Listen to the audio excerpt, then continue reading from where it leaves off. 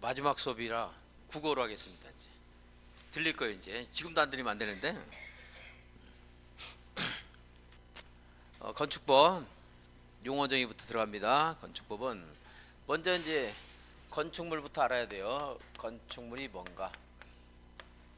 건축물은 지붕과 전제 토지에 정착하는 공작물로서, 건축물도 공작물 일부죠. 공작물 일부입니다. 지붕과 기둥만 있어도 건축물이고, 지붕과 벽만 있어도 건축물이고, 지붕과 기둥과 벽이 다 있어도 건축물입니다. 그래서 이제 등기 대상의 건축물과 민법상의 건축물은 좀 달라요. 왜냐하면 우리는 소유권의 객체로서 관심을 갖는 게 아니고 축조하는 거, 만드는 행위를 규제하는 것이 주된 목적이기 때문에 지붕과 기둥과 주벽을 다 갖춘 것만 규제하는 게 아니고 이런 것들도 규제를 할 필요가 있어요. 이런 것들, 기둥만 있는 것들. 그래서 이것도 넓게, 건축법에 있는 건축물이 좀 범위가 넓어요. 이제 토지에 정착하는 공작물로서 지붕과 기둥과 벽이에요. 기둥 또는 벽이에요. 기둥 또는 벽이고, 또는 그리고 그럼 토지에 정착하는 것만 건축물이냐? 아니에요. 지하에 있는 것도 건축물이 될 수 있어. 지하에도 차고, 창고, 사무실 이런 게 있을 수 있겠죠. 이것도 건축물이고, 고가에도 있을 수 있어요. 고가에 이렇게 높은 실험 위에 예를 들어서 금능력이 있는 CU 편의점 이런 것들도 건축물이 되는 거죠. 당연히. 그래서 자, 이번에 건축물부터 보면 토지에 정착하는 공작물 중에 지붕과 기둥 또는 벽이 있는 것, 그리고 이에 딸린 시설물, 대문, 담장 이런 것도 당연히 건축물 되겠죠. 자, 또는 체크, 또는, 그리고 아니고 또는. 자, 2번 지하나 고가 체크.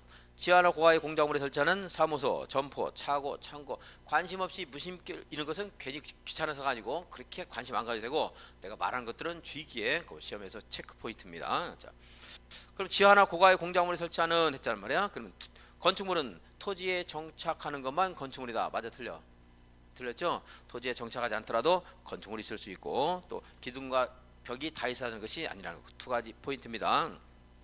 지하층, 이제 그리고 1번 대지입니다. 자, 이러한 건축물을 건축하는 것이 대지죠. 할 수 있는 거. 자, 그래서 여러분들 이제 공부를 해서 필지라는 개념 알고 있죠? 한 필지, 두 필지, 필지를 알고 있습니다.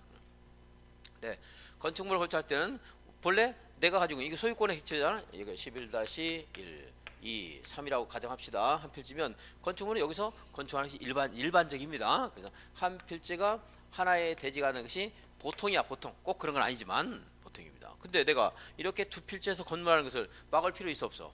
없죠. 당연히 여기다가 커다란 건축물 하나 건축해야 되죠. 그래서 뭡니까? 한 필지 이상, 수필지가 하나의 대지가 될 수 있어 없어? 있죠. 그래서 두 필지 이상, 둘 이상이 하나의 대지가 되는 경우도 있고, 대지.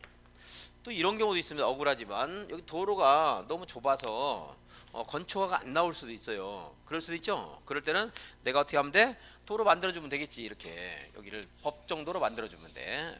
법정도를 우리는 이렇게 말합니다. 소요너비. 뭐라고요? 소요너비. 법이 요구하는 너비. 소요너비에 못 미치는 그런 도로에 접한 대지는 소요너비만큼 확보하기 위해서 이 대지, 여기 이 하얀 선이 한 필지란 말이에요. 그런데 내가 건축할 수 있는 부분이 도로를 확보하기 위해서 우리 대지 안쪽으로 후퇴를 해야 돼. 이 빨간 선, 이걸 건축선의 후퇴다 그래요. 건축 후퇴. 그럼 여기는 앞으로 뭐가 들어가게 돼서 도로가 들어서겠지. 그러니까 나중에 이렇게 건축물을 건축할 때 이걸 하나의 대지 면적으로 계산해야 돼. 빨간 선 안쪽만 대지 면적으로 해야 돼. 안쪽만. 그래서 소연업에 못 미치는 도로에 접한 대지는 건축선이 후퇴하게 되고, 후퇴한 부분만큼은 대지 면적에 포함시킨다, 제외시켜야 된다. 제외시켜야 된다. 그러면 이제 여기 보자. 이게 지금 11-1 한 필지란 말이야. 근데 건축물은 어디다 건축해야 돼? 이 안에다 해야 되니까 뭡니까? 이걸 이렇게 이런 말들 하는 것을 이걸 말하면 한 필지의 일부만 대지가 되기도 한다. 이렇게 말할 수 있어요? 자, 필지의 일부만 대지가 되기도 해? 자, 1번 대지는 각 필지로 나눈 토지를 말한다. 원칙이지만 둘 이상의 필지를 하나의 대지로 할 수 있고, 둘 이상 체크. 또 하나 이상의 필지 일부 체크. 자, 필지 일부만 대지가 될 수도 있다 하는 거 봤고, 그다음에 이제 지하층입니다. 자, 건축물을 건축하는데 이제 이 건물이 층이 여러 개입니다. 자, 그래서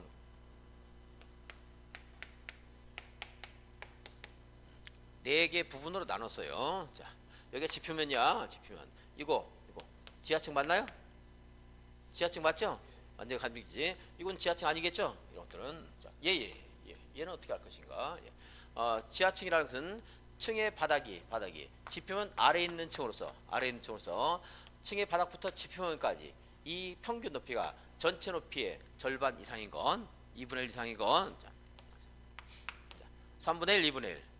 그러니까 절반은 잠겨 있어야 지하층이에요. 자, 그래서 거기 2분의 1 기억하시고 지금 설명한 것 꼼꼼히 들으면은 충분히 읽을 때 여러분들이 이해할 수 있을 겁니다. 자, 주요 구조부. 건축물의 주요 구조부는 일단 여기서 출발하는 거예요. 건축물은 지붕, 기둥, 벽 이름만 나와서 자, 지붕. 일단 중요하다고 볼 여지가 있네. 기둥 그렇고 벽도 그렇습니다. 근데 사실은 지붕이 중요한 게 아니고 지붕 틀이 주요 구조부예요. 지붕 틀. 뭐 이걸 틀리게는 안 해. 뭐 지붕 틀 틀리게 안 합니다. 지붕은 지붕 틀 위에 얹는 외피를 덮는 것에 불과해요. 지붕 틀이 주요 구조부고, 그다음에 기둥 이것도 주요 구조부입니다. 벽은 내력벽만 주요 구조부예요. 내력벽 힘을 받는 벽. 그다음에 만약에 여러 층이라고 하면 여기 건물처럼 이것처럼 여러 개의 층이라면 층마다 이 바닥 있죠? 바닥. 층의 바닥 중요해. 바닥. 그다음에 바닥 밑에 보호를 대는 경우가 있어요. 보호를 대는 그걸 라멘식 구조다 이런 말하는데 보호를 댈 수 있고 보호를 대면 이것도 중요합니다. 보호가 잘못 설치되면 바닥이 꺼질 수도 있어요.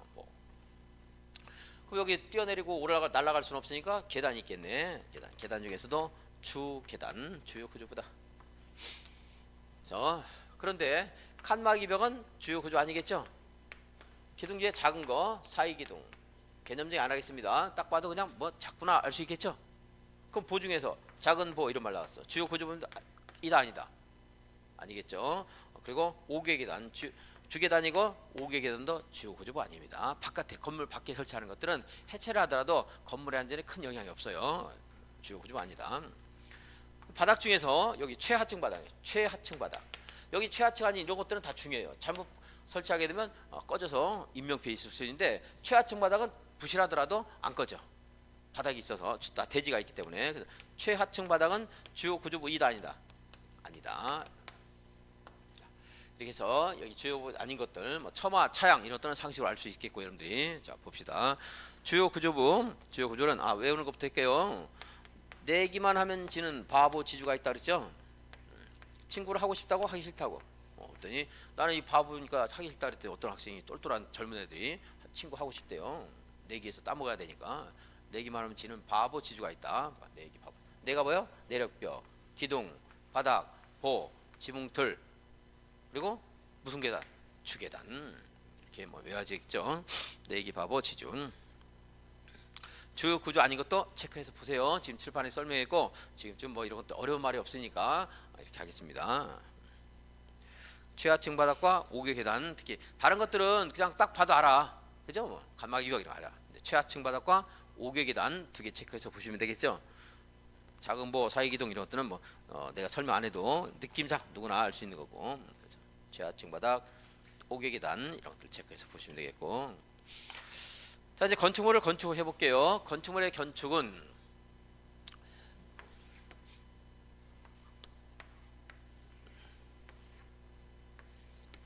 신축이라는 게 있고요.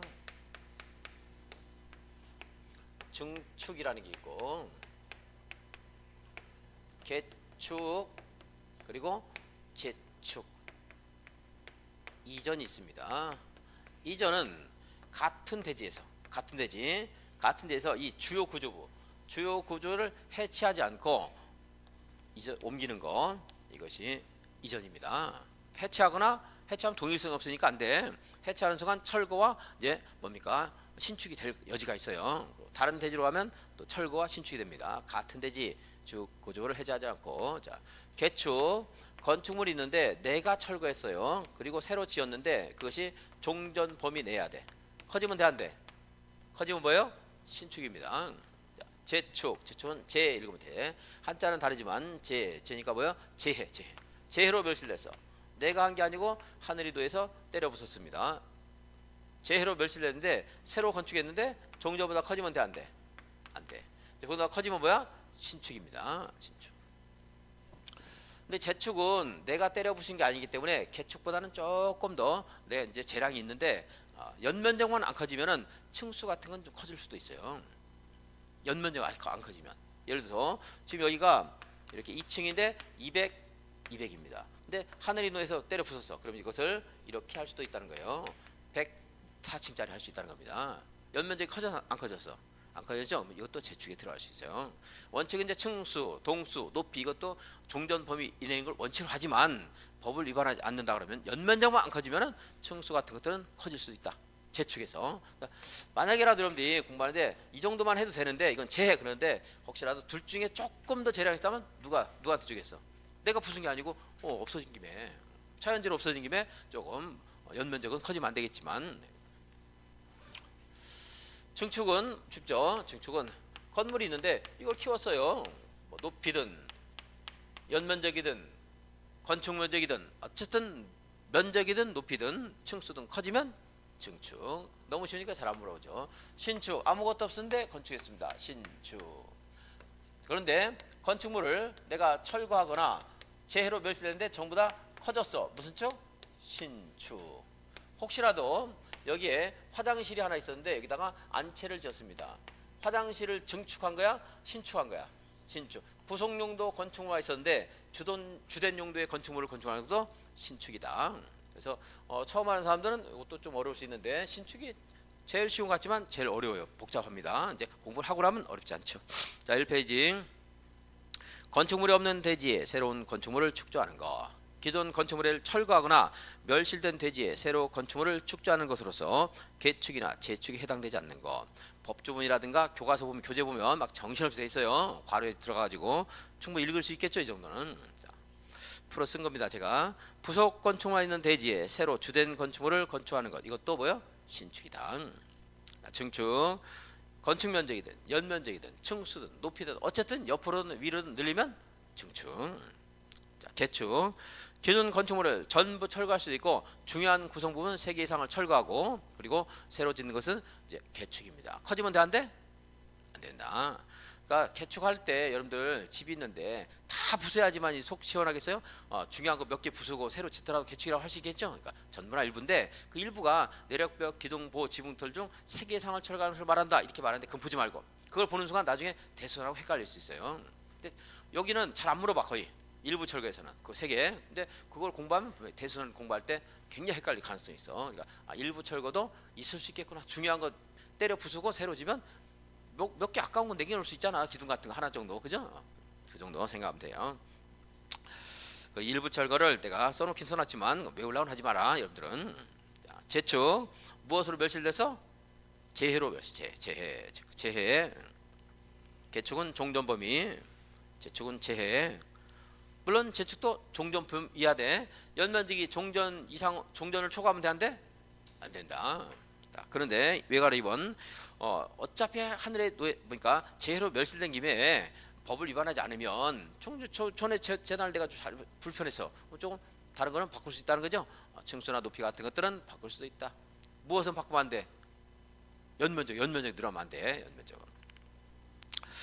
이전은 아까 말했어요. 다른 데로 옮겨야 돼. 같은 대지에서 이전해야 돼. 같은 대지에서 옮기는 거. 자, 설명 다 했고 좀 빨랐지만 그런데 너무 빠르면은 조금 속도를 느리게 해가지고 보시면 되겠어요. 뭐 설명은 할 만한 것들은 다 설명했어. 뭐 기본 강의처럼 할 수 없으니까. 자, 2페이지입니다. 2페이지. 대수선. 자, 건축물을 건축했다고 해서 뭐 계속 똑같이 만족할 수 없겠지. 고칠 수도 있겠죠. 고치는 거. 대수선. 근데 내가 건축물을 건축해놓고 뭐 처마 차양 정도 고치는 거는 그냥 하면 되겠지, 그죠? 근데 처음에 사용 승인, 이제 건축물 건축하면 이제 사용 승인 받아야 돼. 이렇게 써도 좋겠습니다. 안전에도 문제가 없고 다른 공익에도 해가 없습니다 했는데 지멋대로 막 고치면 돼, 안 돼? 안 되죠. 그러니까 대수선은 이제 허가를 또 받아야 돼요. 허가 받는데 그럼 어디까지가 대수선이야? 자, 대수선. 자, 주요 구조부가 등장할 가능성이 좀 많아요. 똑같진 않지만 자, 내력벽이라든가. 외벽도 깍두기로 들어가도 돼요. 외벽, 내력벽, 외벽. 자, 그리고 기둥이나 보나, 지붕틀, 그다음에 방화벽, 경계벽, 주계단, 이게 이제 나옵니다. 이 두 개로 크게 나누는데, 자 봅시다. 이러한 것들을 증설하거나 또 늘리는 거, 해체하거나 없애는 거, 그리고 수선하거나 변경하는 거. 자, 이 네 가지 행위가 있는데 이렇게 쌍으로 나눠요 이제. 자, 그럼 여러분 볼 때 증설 해체와 수선 변경 중에 뭐가 더 변화가 큰 거예요? 요 증설 해체가 훨씬 변화가 큰 거죠. 중대한 거지. 그러니까 이것은 이제 대체적으로 뭡니까? 어떤 규모나 면적에 제한 없이 허가를 받아야 돼요. 대선입니다. 근데 여기 보니까 수선이나 변경은 좀 경미한 행위니까 이것은 조금 수선 변경하는 것은 허가 안 받아도 돼요. 좀 많이 할 때입니다. 많이 할 때. 자, 다시 내력벽을 조금이라도 증설하거나 해체하려면 허가 받아야 돼. 대선입니다. 근데 내력벽을 금이 좀 가서 약간 수선했대. 허가 받을 필요 있겠어 없겠어? 없겠죠. 그래서 30제곱미터예요. 30제곱미터 이상 수선화가 변경할 때 허가를 받는 대선입니다. 기둥 한 개를 증설했어. 대선이에요. 한 개를 해체했어. 대선입니다. 지붕틀 한 개를 해체했어. 대선이야. 근데 지붕틀 한 개를 수선해서 이거는 경미하거든요. 그러니까 이거는 3개 이상 수선 변경해야 대선이에요. 자, 기둥 2개 수선했습니다. 대선이다 아니다? 아니에요. 기둥 한 개를 해체했어. 대선입니다. 자, 그래서 끝났고요. 그리고 이렇게 일단 지울게요. 여기 5제곱미터 하더라도 대선이야. 증설 해체는. 그쵸? 자, 방화벽을 증설 해체했습니다. 대선이겠지? 대선이야. 자, 방화벽을 1제곱미터 수선 변경해서 이것도 대선입니다. 다 대선이에요. 여기는 30제곱미터 3개 이런 말인데 방화벽, 경계벽, 주계단 하는 것들은 수선 변경하는 것도 면적에 제한 없이 다 대선이에요. 내력벽은 한 1제곱미터 정도 수선 변경하는 것은 큰 문제가 없어요. 근데 방화벽은 1제곱미터 수선 변경해서 잘못하다가 구멍만 났다 그러면 불이 빠져나가는 거야. 그러니까 여기는 조그만 수선 변경해도 다 대선이에요. 계단 1제곱미터만 잘못해도 내가 빠져서 떨어져요 사람이. 그러니까 여기는 면적에 상관없이 다 대선이다. 자, 여러분들이 그래서 집에서 요 공부할 때는 이렇게 한번 읽고 표를 그려야 돼요. 여러분들 스스로. 여기 4가지, 여기 3가지 있는데 여기 중대한 거, 좀 경미한 거. 그래서 여기는 30제곱미터 3개. 이건 다 대선이다. 이렇게 한번 또 그려보고 해야 돼요. 이제. 그래야 생각납니다. 요 숫자 같은 거 바꾸면 되니까. 자, 그냥 눈으로만 하면 안 된다고 그랬죠. 이제. 눈에서 벌어지면 머리에서 벌어진다. 그렇죠. 눈만 보고 공부하면 머리로 공부를 해야 돼. 자, 이 페이지 메뉴 봅니다. 자, 대선, 내력벽, 기둥, 보, 지붕틀이 있는데 내력벽이나 지붕이나 보나 지붕틀이나 뭐가 됐든 간에 증설 해체하면 대선. 물론 이제 주 계단을 증설 해체해야 되는 것이지 5개 계단이라든가 처마 차양 같은 것들은 증설 해체도 대선 아닙니다. 그런 것들은 이제 한옥 석가래는 제한다. 줄근 이유가 시험에 나오긴 나올 거예요. 근데 한 번도 나온 적 없으니까 안 쓰기는 좀 그렇고 해서 해놨는데 안 봐도 돼요 여러분들은. 자, 맨 위에 있는 거 한번 분석했고요. 내력벽을 증설 해체하는 것은 면적에 관계없이 대선이야. 내력벽을 5제곱미터 수선 변경하는 것은 대선이 아닙니다. 외벽 마찬가지예요. 외벽의 마감 재료를 조금이라도 증설 해체하면 대선이에요. 외벽의 벽 면적은 얼마 이상 수선 변경이야 대선이야? 30제곱미터. 근데 거기 외벽은 증설 해체는 마감 재료와 연결되고 면적은 수선 변경과 연결되는데 여러분 절대 개의치 말고 그냥 외벽도 내력벽과 같다 그냥 하세요. 자, 외벽 벽 면적을 얼마 이상 수선 변경해야 돼? 30. 외벽 나와도 뭐 어쨌든 마감 재료가 있는가 없는가 알 필요 없어요. 여러분들은 증설 해체 나오면 대선이다. 그 내력벽과 외벽은 같다 해서 내가 내외관에는 같다 뭐 이렇게 했는데 젊은 사람은 내외관을 모르니까 젊은 사람한테 이런 말 하면 저 사람 무슨 소리야 꼰대네 그러면 나이 든 사람은 조금 이해할까 말까 안 하는 것 같네. 이해를 다 뚝뚝한 거 보니까 이해를 안 해주시네. 자, 그다음에 이제 기둥이나 보나 지붕틀은 한 개라도 증설 해체하면 대선. 수선 변경 몇 개 이상 해야 돼요? 3개 이상해야 됩니다. 이렇게 읽어서 이것만 갖고 되는 게 아니에요. 나는 내 강의는 항상 시험장에서 기억하는 것까지 말을 하는 거야 지금 계속. 그래서 여러분들이 처음에 좀 어렵다고 할 수 있지만 자꾸 들으면 분명히 이해가 되고 그럽니다. 그러니까 이렇게 그려보라 이 말이에요 여러분들이. 그래야지 내 거가 되는 거예요. 그냥 내가 할 때 같이 그래요 귀둥 3개 하면 수선 맞지 이러고 넘어가면 안 돼. 그런 것들이 기억이 안 날 수 있다는 것까지 나는 알기 때문에 이 문장만 이해하는 게 아니고 시험장에서 기억하는 것까지를 여기서 말해 주는 거 내가.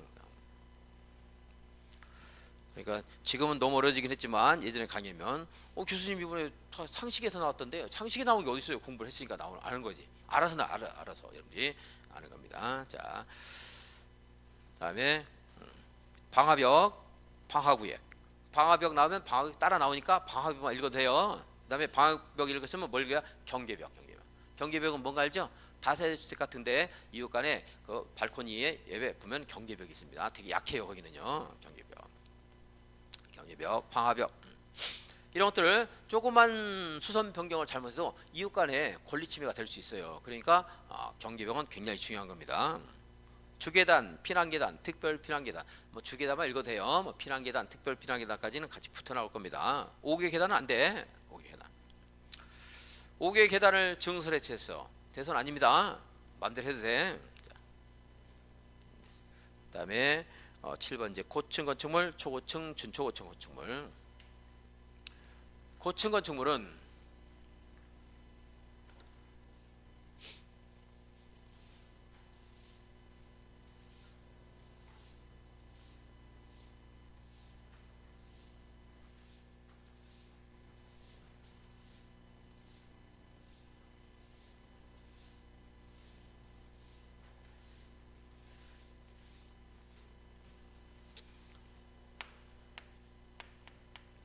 고층 건축물은 30층 이상이거나 우리 건축법에서는요 층의 구분이 불분명하면 4m마다 하나의 층으로 봅니다. 이게 20m인데요. 20m. 네.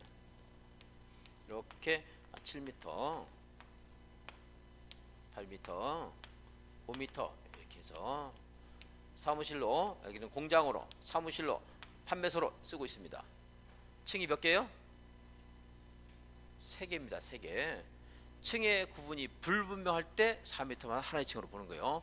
분명하잖아. 공장, 창고, 판매소, 사무실 해가지고 그러면 이제 이거는 3개 층입니다. 근데 이게 불분명해. 뭐 어디가 바닥인지 어디서 경계가 있는가를 모르겠어. 그럴 때는 5개 층이 되는 거야. 층의 구분이 불분명할 때.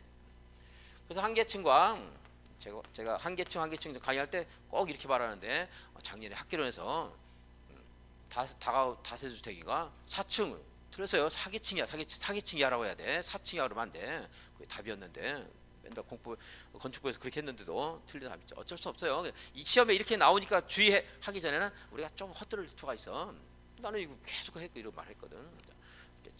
그래서 한 개 층을 4m로 봅니다. 층의 구분이 불분명할 때 4m만 한 개 층을 보니까. 그래서 여기는 특별한 말이 없지만 이제 30층하고 몇 미터하고 동일시하면 되겠어. 120m. 그래서 30층 이상이거나 120m 이상인 건축물은 고층 건축물입니다. 초고층 건축물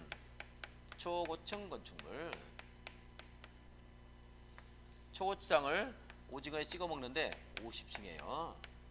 오징어는 초고추장에 찍어 먹어야 돼. 그래야 맛있어요. 그러니까 쌈장 이런 분도 있는데 모르겠어. 그냥 초고추장에 해야 돼. 그래 50층이 떠오르니까. 50층 이상이거나 몇 미터겠어 그럼? 200m겠죠.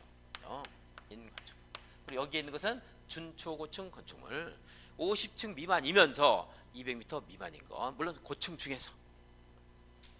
그러니까 준초고층 건축물은 50층 미만이거나 200m 미만인 거 그러면 안 돼. 왜냐면 둘 중에 하나만 해당되면 초고층이니까 이것도 아니고 이것도 아니어야 돼. 그래야 준초고층 건축물이야. 맞죠? 예. 29층인데 130m예요 건물이. 고층이다? 고층 아니다? 고층입니다. 맞죠?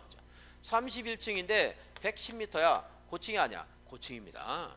저것도 그렇게 분석해서 찾아야 되고. 49층인데 201m야. 초고층이에요. 51층인데 150m야. 초고층입니다. 둘 중에 하나 해당되면 초고층이다. 이제 숫자도 기억하고 그 논리적인 분석도 하고 다 해야 됩니다. 되게 길게는 설명 못 해드려요 지금. 자, 다중용 건축물. 다중용 건축물은요 많은 사람들이 이용하는 건축물이에요. 그래서 이거를 건물의 안전정화를 철저히 하라는 겁니다. 위험할 수 있기 때문에. 왜요? 이용하는 사람이 위험 때문에 그런 거야 다. 자, 2번부터 볼게요. 16층 이상 건축물은 전부 다중입니다. 자, 용도에 관계없이 어떤 건축물이 있는데 이게 몇 층이야? 16층이야 16층. 동물원이야 동물원인데 16층이래. 다중입니까 아닙니까? 다중입니다. 16층은 다 다중이 아니야. 이런 법에는 이렇게 되는데 내가 요약집에는 이렇게 순서를 좀 바꿔놓을게요. 그래야 좀 쉬우니까. 이건 다중, 전부 다중이에요. 만약에 지문에 다음 중 다중에 해당되는 골라라고 나와서 그럼 층수가 표기가 돼 있으면 제일 먼저 뭐 보면 돼? 16층 이상 있으면 그게 답이에요. 앞에 볼 필요 없는 거지. 다중 아닌 것은 그럼 16층 이상에 해당되는 게 있는 거 봐. 그럼 그건 답이 아니야. 16 다중이니까 앞에 읽을 필요 없죠. 자, 두 번째 다중용 건축물. 다음에 해당하는 건축물로서 연면적 합계가 5,000제곱미터 이상인 거 그래서. 그러니까 만약에 지문에 다중을 찾으라고 했는데 10층이래 10층. 그럼 이제 5,000이가 확인해야 돼 5,000. 왜냐면 여기가 기억하는 거 어려우니까 일단 5,000. 10층이고 4,000이야. 그럼 다중 아니에요? 그쵸? 16층은 면적 같은 거 볼 것도 없어. 그냥 다 다중이야. 그 다음에 이제 만약에 10층이야. 그럼 뭘 봐야 돼? 5,000인가 봐야 돼. 저기서 좀 키가 크면 그냥 미남이야. 얼굴 안 봐도 돼. 근데 키가 작으면 얼굴도 봐야 돼. 이제 이렇게 자, 16층 무슨 자 다중이고 그다음에 이제 5,000 봐야 돼. 5,000. 그다음에 일단은 5,000 통과했어. 그냥 된 거 아니야. 5,000이고 여기 해당돼야 돼요. 이제. 그러니까 만약 4,000 나오면 10층인데 4,000이야. 읽을 필요가 있어 없어 더 이상 없죠. 자, 이제 5,000 통과했어. 16층은 아니지만 5,000 통과했어. 그럼 여기 해당돼야 돼. 이제 16층은 그냥 앞에 볼 거 없고 5,000일 때는 앞에까지 봐야 돼요. 자 봅시다. 다음에 해당하는 용도로서는 바닥 면적 합계 5,000제곱미터 이상인 건축물로서 종교시설, 의료시설 중에서 모든 의료시설이 아니고 뭐 치과의원이 아니고 종합병원, 종합의료시설, 종합병원입니다. 종합병원 물론 치과의원 같은 것들은 5,000이 될 수가 없겠지만 운수시설 중에서 여객용 시설, 화물자동차 터미널 이런 거 말고 사람들 대합실 사람 모이는데 인명 피해 때문에 이걸 뭡니까 이 제도를 만든 거거든. 여객용 운수시설, 숙박시설 중에서 관광 숙박시설. 숙박에는 생활 숙박, 일반 숙박 이런 게 있는데 관광 숙박. 그래서 내가 야 이 뭐 외국 사람들만 보호해 주냐 하면서 막 뭐라고 했는데 전에 관광 휴게실로 한번 나온 데 있었어요. 관광 숙박입니다. 사람들 이용하는 거. 관광 숙박. 문화 집회시설. 문화 집회시설은 이제 극장이라든가 영화관 이런 것들이에요. 근데 극장 영화관이 500 미만일 때는 이종생. 근데 여기는 5,000 이상이니까 이종생 될 수 없겠지. 문화 집회시설. 극장 큰 것들. 영화관, 음악당 이런 것들. 문화 집회시설. 근데 동물원, 식물원 가면 뭐 거기 감상하고 이러지 않나요? 예술적 가문 같은 게 있죠. 문화 집회시설이야. 동물원, 식물원 문화 집회시설입니다. 동물원에 가서 군침을 다시 한다죠. 문화 집회시설. 근데 축사, 작물 재배사 하면 군침을 다시죠. 그건 동물, 식물 관련시설이에요. 문화활동 아닙니다. 축사, 작물 재배사 이런 것들은 동물, 식물 관련시설이고 동물원, 동물, 식물 관련시설이다. 문화 집회시설이다. 문화 집회시설입니다. 자. 근데 동물원, 식물원은 제한다고 했어. 자, 일단 문화 집회시설이 5,000이면 다중이야. 아까 내가 동물원을 예를 들었는데 16층은 다중입니다. 근데 동물원인데 5,000제곱미터래. 다중이다 아니다? 아닙니다. 별로 위험하지 않잖아. 생각해봐요. 동물원 가봤어 안 가봤어? 가봤죠? 거기 건축물이 뭐 위험하게 생겼어 안 생겼어? 안 생겼어요. 거의 1층밖에 안 돼. 아무리 그 기둥과 지붕으로 된 구조물이 넓게 있어도 그 다 건축물이니까. 여러분들 동물원 가서 건축물 봤어요? 동물 구경하면서 가는 길에 있는 지붕과 기둥이 있으면 다 건축물이에요. 그런 면적 5,000이래. 위험해 안 위험해? 안 위험해. 그러니까 동물원, 식물원은 제외한다. 근데 식물원이 16층이야. 그럼 다중이에요. 판매시설. 이마트 홈플러스가 만약 5,000제곱미터야. 그러면 다중용 건축물이다. 자, 하나 더. 여기 이제 5,000제곱미터를 평가할 때는요. 연면적은 만약에 홈플러스가 지하 5개층이라고 지하 2개가 있고 1,000 지상 3개가 있어. 다 합하니까 뭐죠? 5,000이죠? 이건 5,000입니다. 연면적은. 근데 용적률 계산할 때는 3,000만 해주는 거예요. 지하층 빼고. 그러니까 일반적인 연면적에는 지하층이 들어가 안 들어가? 들어가는 거예요. 근데 뭘 계산할 때 빼죠? 용적률 계산할 때 빼주는 거예요, 이제. 그러니까 그래서 이제 이마트가 뭐 이렇게 돼 있다면 이것도 다중이용건축은 해당되는 거예요. 5천 이상일 때 판매시설 됐습니다. 이제 외우는 것이 문제인데 조금 이따 이제 제가 85년이라는 것이 나와요. 이제 숫자가 제가 졸업한 학교가 1985년에 100주년이었습니다.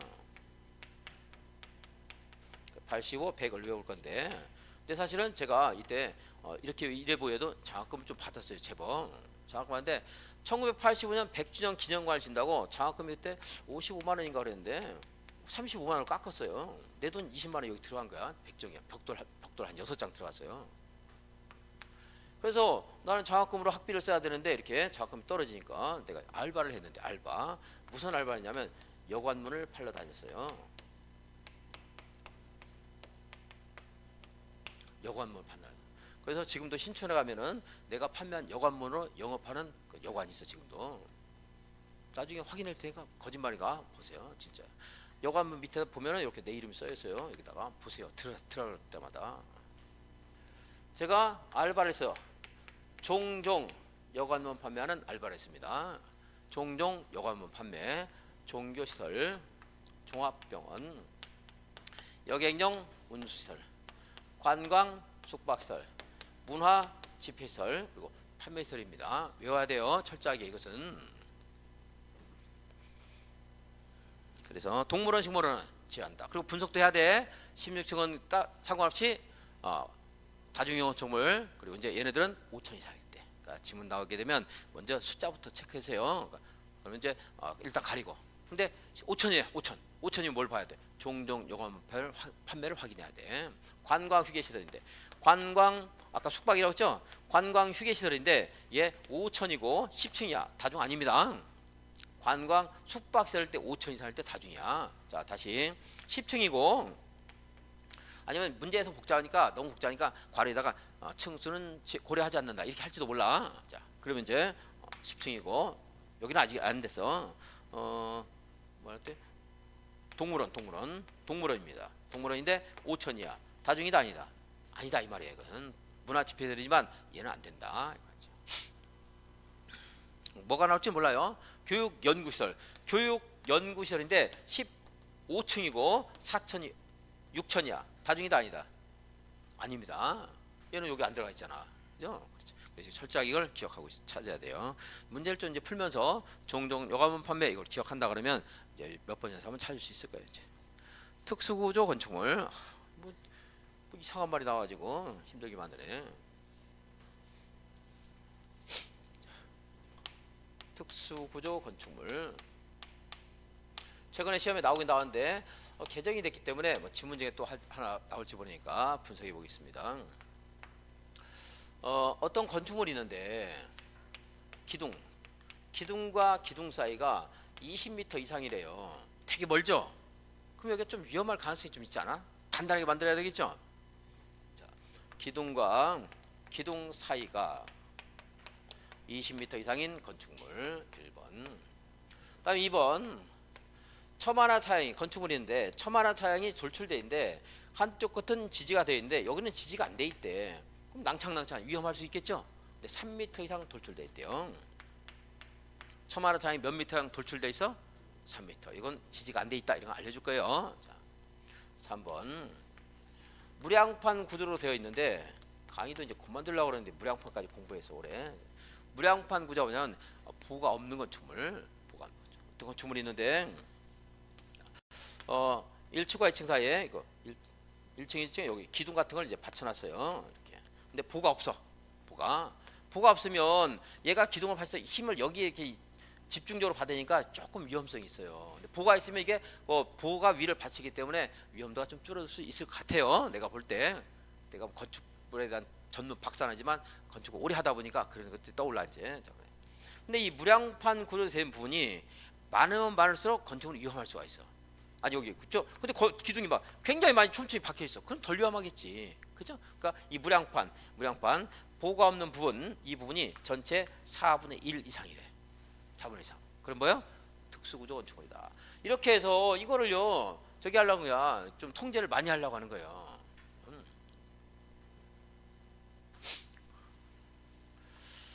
자, 특수고정 건축물 암기해 볼게요. 자, 기둥과 기둥 사이를 우리가 세라고 한번 바꿔봅시다. 세로 바꿀게요. 20세기 그러지 말고 20세기 그럽시다. 20세기 20세기 세로 그냥 맞추면 틀리지만 20세기에 삼돌이란 이름이 특수해요, 일반적이야? 특수하죠? 흔하지 않잖아.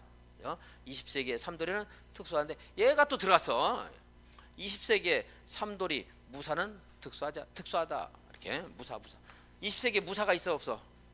칼잡이 많아 저거. 20세기 없죠? 그러니까 20세기는 삼돌이나 무사는 특수한 사람이다. 이렇게 합시다. 무사가 뭐예요?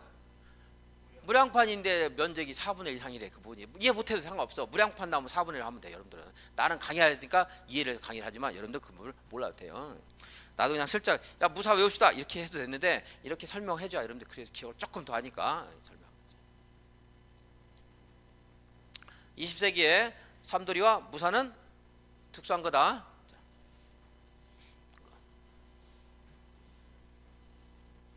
다음 페이지 체크하면 돼요. 삼돌이 20세기 무사 무량판 4분의 1 이런 숫자 같은 거 체크하면 됩니다.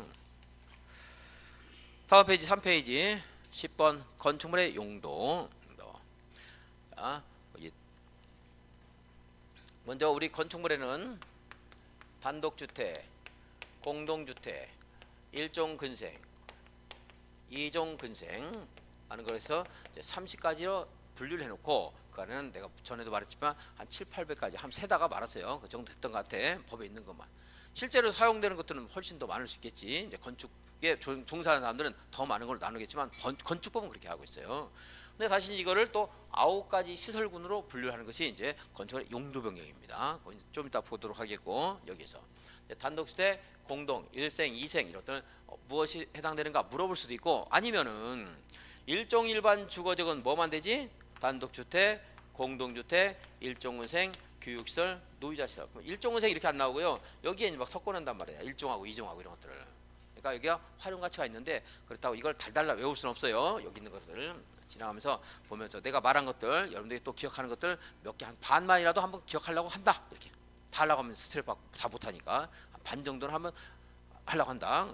그렇게 생각하면 돼요. 그러니까 틀렸을 때 너무 억울해하지 말고 이걸 내가 외울 건데 어떻게 그걸 점쟁이처럼 찾아가 외우냐고요. 그냥 걸리면은 맞추는 거고 안 걸리면 못 맞추는 거지. 이제 너무 아쉬워하지 말고 틀리더라도.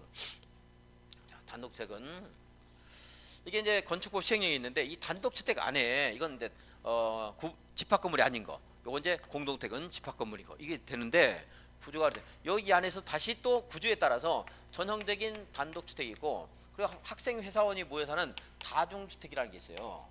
다중주택 그리고 다가구 주택이라는 게 있어요. 다가구 주택 그리고 공관이 있습니다. 뭐 이건 시험에 안 나오고 공동택은 다세대 주택이 있고 그림을 잘못 그렸네. 좀 이따 다시 그리지 뭐. 연립주택이 있고 아파트가 있습니다. 아파트. 그래서 얘네들은 이제 시험에 안 나오고요. 요거가 이제 시험에 나올 수 있으니까 한번 봅시다.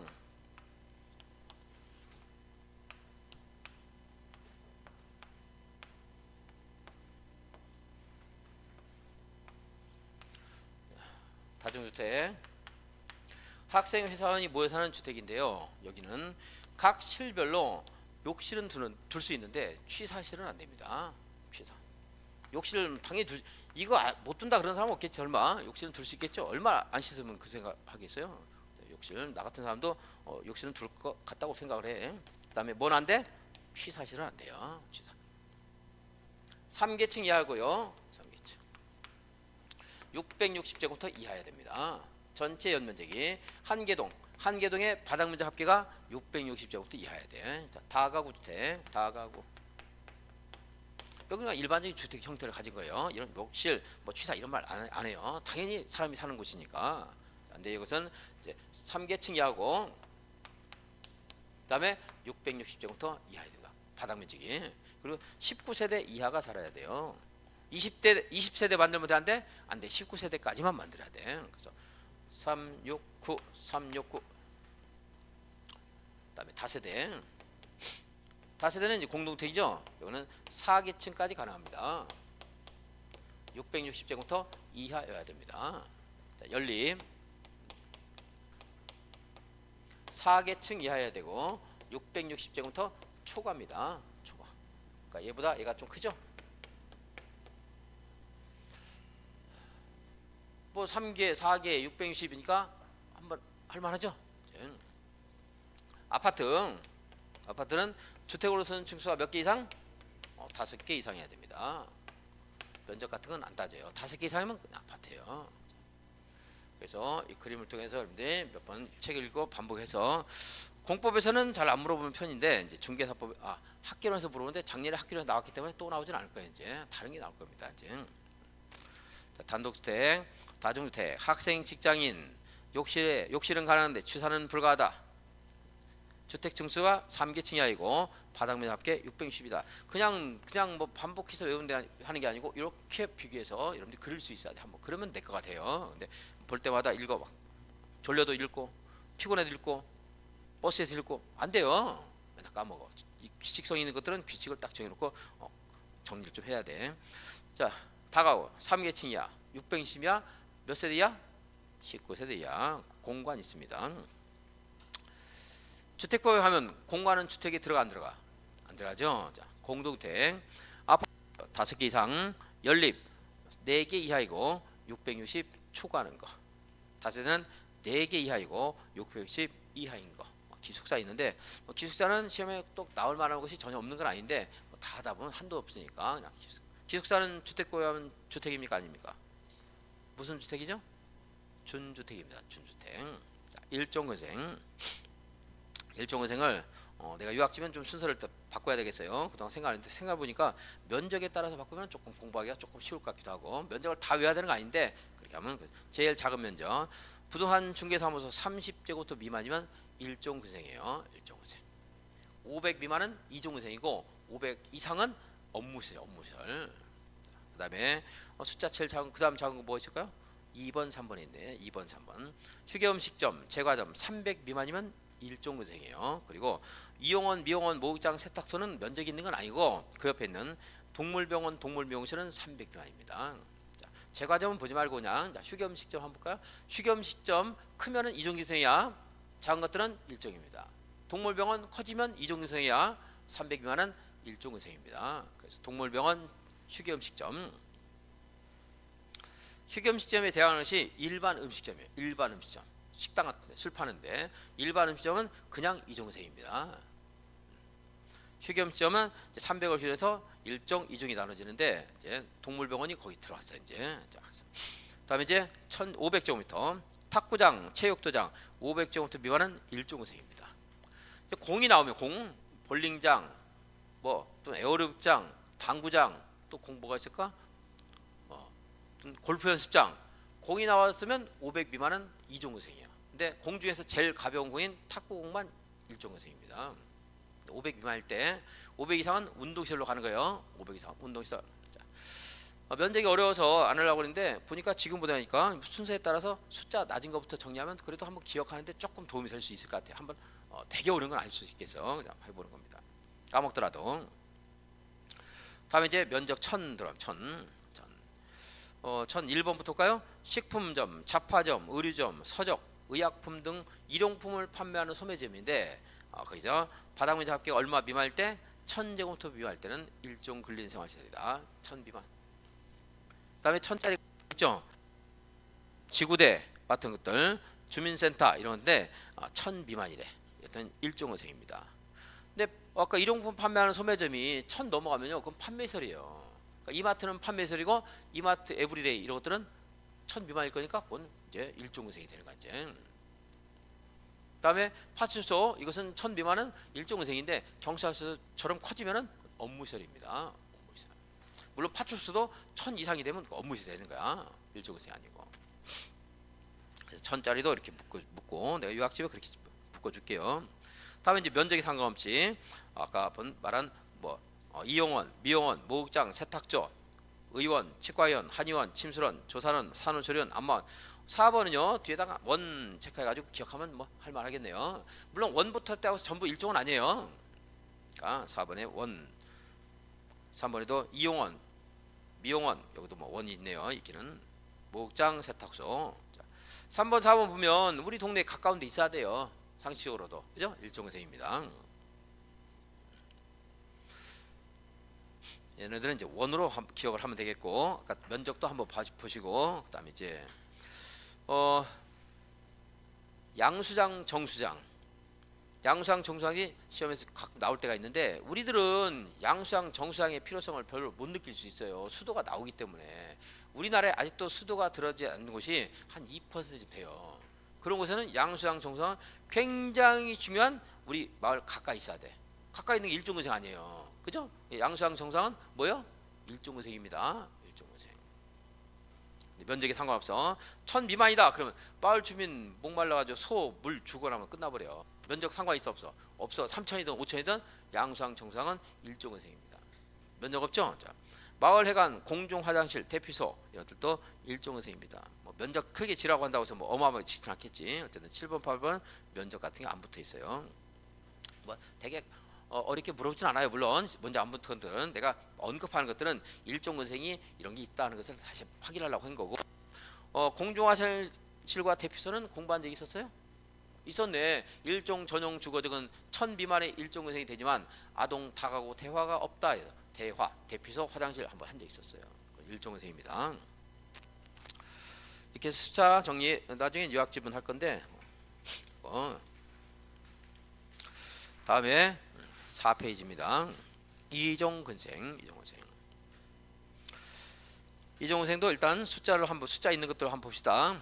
단란전 150 미만은 이종근생입니다. 그 이상은 위락설이에요. 위락설. 아까 말했던 휘겸 시험 나왔네. 반갑게. 여기서 이제 안 봐도 돼. 머릿속에 생각해야 돼. 앞에 있는 거를. 휘겸 시험 300 미만은 일중이었지. 이상은 이종. 이런 식으로 해야 돼. 공부를요. 자꾸 그것도 좀이라도 머리를 쓰는 거거든. 나올 때마다 여기 있네. 휘겸 300 이러면 안 돼. 자, 그리고 아까 말했죠. 술 파는데 무슨 음식점? 일반 시험. 이것은 그냥 이종근생. 다음에 이제 종교집회장, 공연장, 극장, 영화관, 음악당 500 이상은 문화집회시설. 500 미만은 이종근생입니다.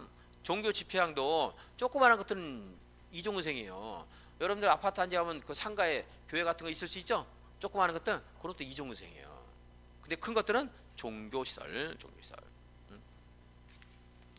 뭐 아까 남은 거 있잖아요. 오셨으니까 기념으로 좀만 이따 끝낼게요. 다음에 골프는 아까 말했죠. 공 가벼운 공은 뭐 일종 500이만 할 때 일종. 그죠? 다른 공도 공 연상하면 다 이종이야. 골프공, 테니스공, 볼링공, 당구공, 에어로빅도 공 있지 않나? 공, 칠레 낚시터 뭐 완벽하게 외워야 되는 거 아니니까. 그죠? 500만, 500 이상은요. 운동시설입니다. 다중생활시설 많이 나왔네. 이건 기억하죠? 500 미만은 이종근생. 500 이상은 뭐예요? 숙박시설. 금융업소, 사무소, 부동산 중개사무소 4페이지. 500 미만으로서 500 미만으로서 일종근생 아닌 것은 이렇게 제한을 둬야 돼. 왜냐하면 부동산 중개사무소 500 미만이 전부 이종이 아니고 30 미만은 일종이거든.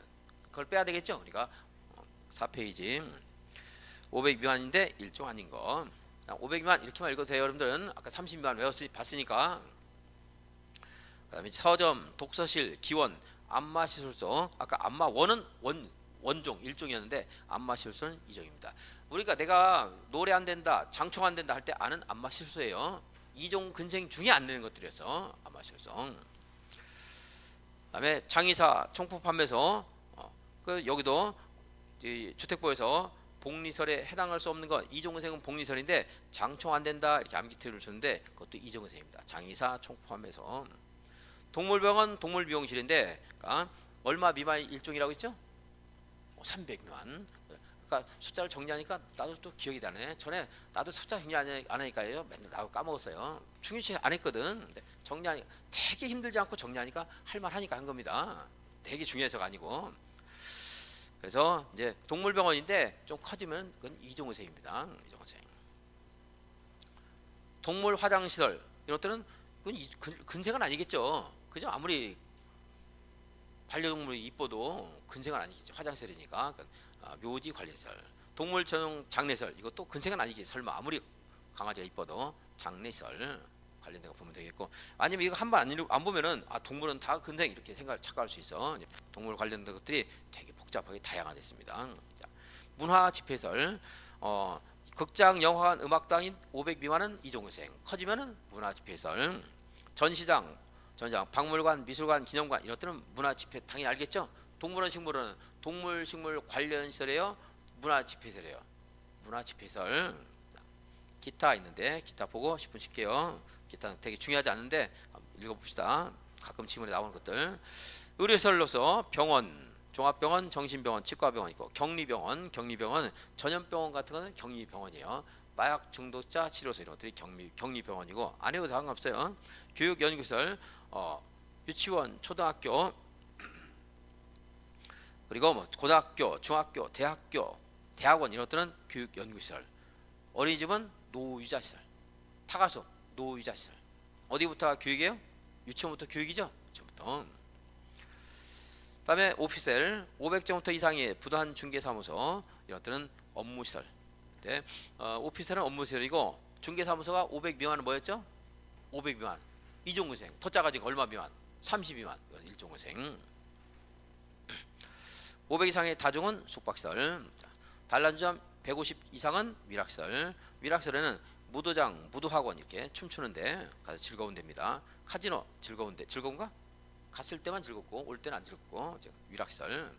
위험물 저장 및 처리시설. 주유소, 가스 충전소, 저장소, 도료류 판매소는 왜 위험한가 했었죠?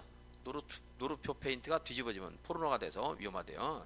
도료류 페인트 같은 거 파는데 불나면 큰일 나. 그러니까 위험물 저장시설입니다. 도료류 판매소. 가스 충전소 같은 건 아는데 도료류 이것은 한번 읽지 않으면 나중에 이게 위험물인지 아닌지 못 찾을 수 있어. 자주 나오는 건 아니지만 아주 옛날에는 가끔 나왔어요.